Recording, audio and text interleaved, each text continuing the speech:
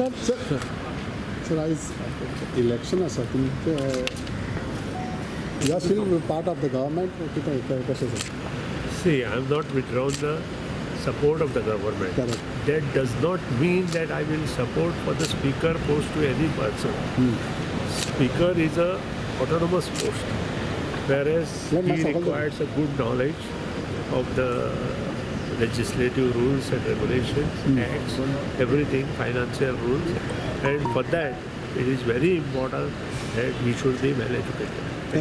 When you talk about from BJP's nomination and Congress nomination, No, I don't want to talk anything. BJP has not asked me the support for the same. However, as a friend, Mr.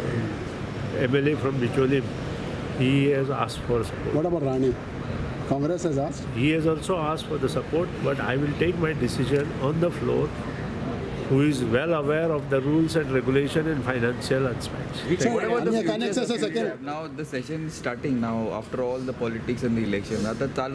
What is your future planning? Definitely, MGP is a very old party of Goa which has come in force in 1963 and till today.